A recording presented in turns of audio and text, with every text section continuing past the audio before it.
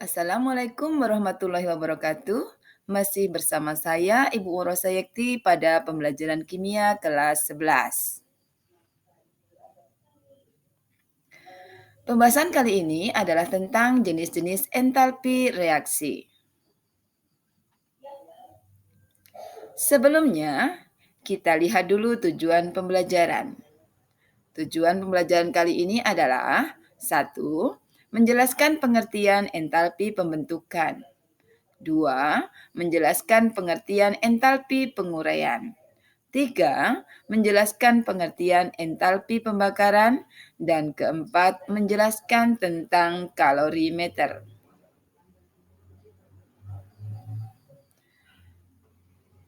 Sebelumnya mari kita lihat gambar berikut. Peristiwa apa yang terjadi?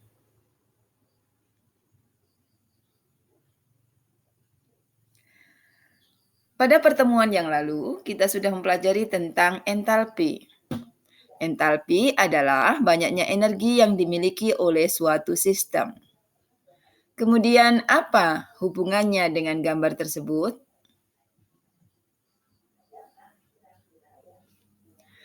Gambar tersebut adalah peristiwa robohnya gedung bertingkat. Besarnya entalpi reaksi dapat dimanfaatkan untuk merobohkan gedung bertingkat hanya dalam hitungan detik.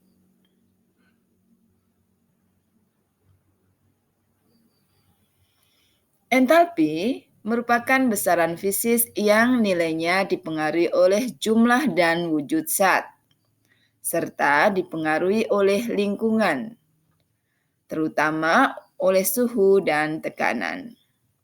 Perubahan entalpi standar adalah perubahan entalpi yang diukur pada suhu 298 Kelvin atau pada suhu 25 derajat Celcius dan pada tekanan 1 atmosfer. Ada beberapa jenis entalpi yang akan kita pelajari, antara lain entalpi pembentukan standar, entalpi penguraian standar, dan entalpi pembakaran standar. Mari kita bahas satu persatu. Entalpi yang pertama yang akan kita bahas adalah entalpi pembentukan standar atau delta HF. Entalpi pembentukan standar atau disebut dengan standar enthalpy of formation adalah entalpi yang dibutuhkan atau dilepaskan pada pembentukan 1 mol senyawa dari unsur-unsurnya pada keadaan standar, yaitu pada suhu 298 Kelvin dan tekanan 1 atmosfer. Sebagai contoh adalah reaksi pembentukan amonia. Amonia dibentuk dari gas nitrogen dan gas hidrogen. Kita lihat reaksinya. Gas nitrogen direaksikan dengan gas hidrogen akan menghasilkan amonia dengan delta H berharga negatif. Pada reaksi tersebut, bisa dikatakan bahwa untuk membentuk 2 mol gas amonia atau NH3 terjadi pelepasan kalor sebesar 92 kJ. Dengan demikian, untuk membentuk 1 mol gas amonia akan terjadi pelepasan kalor sebesar 92 dibagi 2 atau sebesar 46 kJ.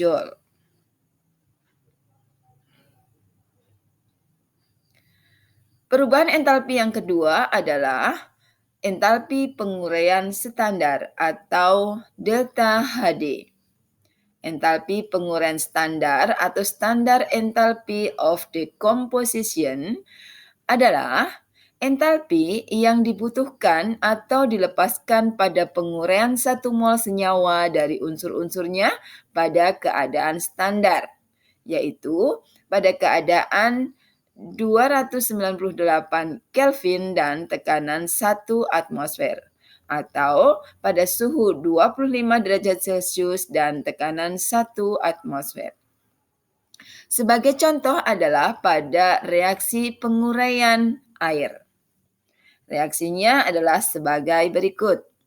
2H2O diuraikan menjadi 2H2 ditambah O2 dengan delta H berharga positif. Sehingga pada reaksi tersebut bisa dikatakan bahwa untuk menguraikan 2 mol uap air atau H2O dibutuhkan kalor sebesar 485,6 kilojoule. Dengan demikian, untuk menguraikan 1 mol uap air akan membutuhkan kalor sebesar 485,6 dibagi 2 atau sebesar 242,8 kilojoule. Entalpi penguraian standar ini merupakan kebalikan dari entalpi pembentukan standar. Sehingga nilai delta H-nya juga akan berlawanan. Jika delta HF, harga delta H-nya negatif, maka untuk delta HD, delta H-nya berharga positif.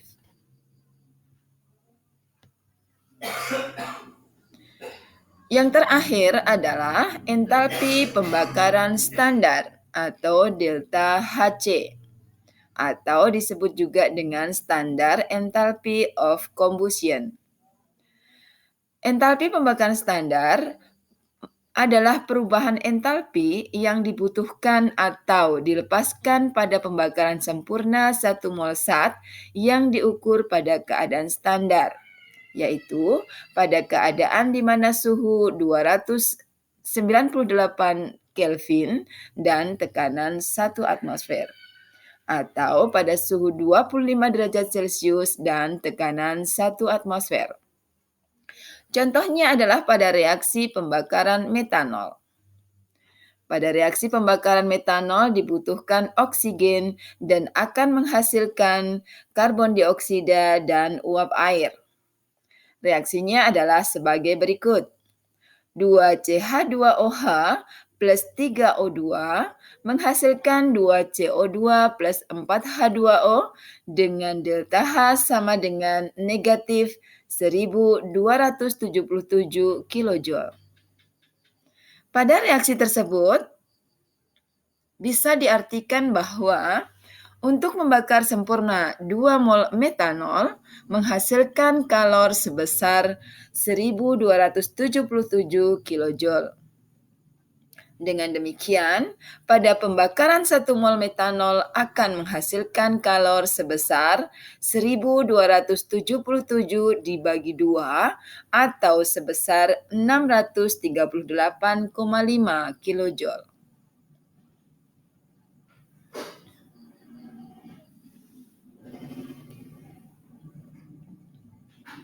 Setelah kita mempelajari tentang perubahan entalpi standar, kita akan mempelajari kalorimeter.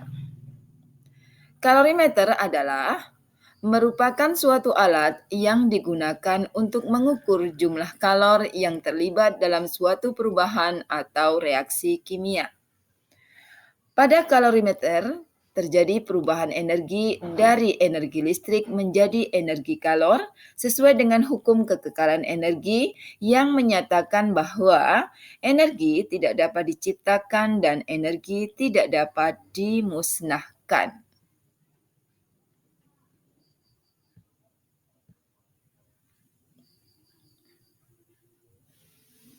Bagaimana prinsip kerja kalorimeter? Prinsip kerja kalorimeter adalah mengalirkan arus listrik pada kumparan kawat penghantar yang dimasukkan ke dalam air suling. Pada waktu bergerak dalam kawat penghantar, akibat perbedaan potensial, pembawa muatan bertumbukan dengan atom logam dan kehilangan energi. Akibatnya, pembawa muatan bertumbukan dengan kecepatan konstan yang sebanding dengan kuat medan listriknya. Tumbukan oleh pembawa muatan akan menyebabkan logam yang dialiri arus listrik memperoleh energi, yaitu energi kalor atau panas.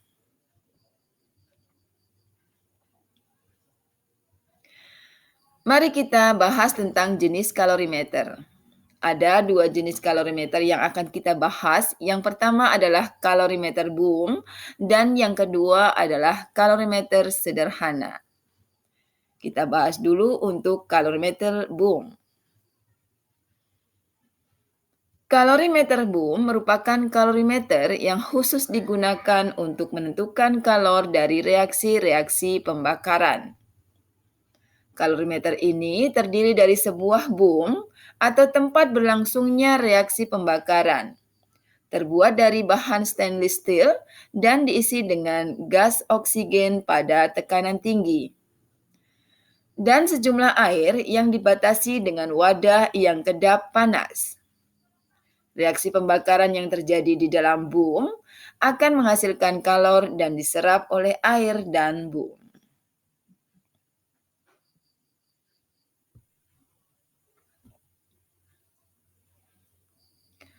Oleh karena tidak ada kalor yang terbuang ke lingkungan, maka Q reaksi sama dengan min Q air plus Q boom.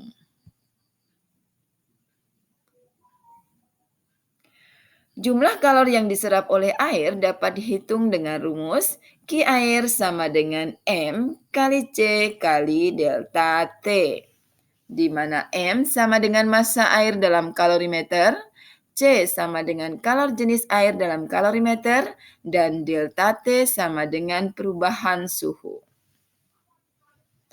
Jumlah kalor yang diserap oleh boom dapat dihitung dengan rumus Q boom sama dengan C boom dikalikan delta T, di mana C boom sama dengan kapasitas kalor boom dan delta T sama dengan perubahan suhu.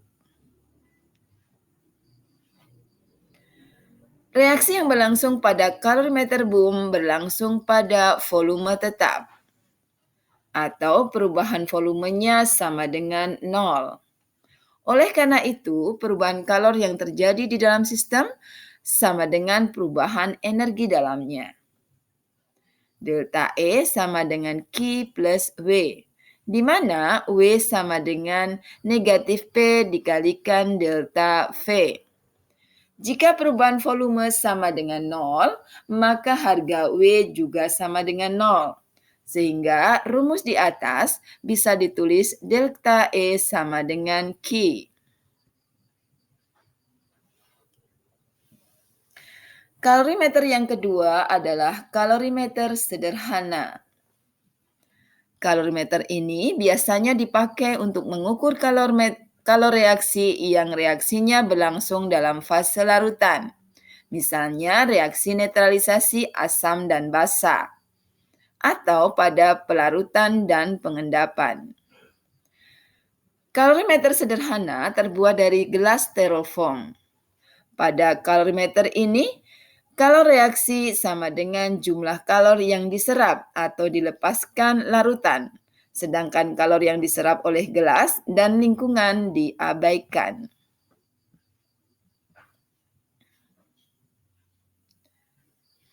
Pada kalorimeter sederhana, bisa dituliskan Q reaksi sama dengan min Q larutan plus Q kalorimeter. Sedangkan Q kalorimeter sama dengan C kalorimeter dikalikan delta T. Dengan C kalorimeter sama dengan kapasitas kalor kalorimeter dan delta T merupakan perubahan suhu. Jika harga kapasitas kalor kalorimeter sangat kecil, maka dapat diabaikan. Sehingga rumus di atas bisa dituliskan dengan Q reaksi sama dengan min Q larutan. Sementara Q larutan sama dengan M kali C kali delta T. Demikian pembahasan kali ini. Mudah-mudahan bermanfaat. Terima kasih atas perhatiannya. Sampai jumpa kembali di materi yang lainnya. Wassalamualaikum warahmatullahi wabarakatuh.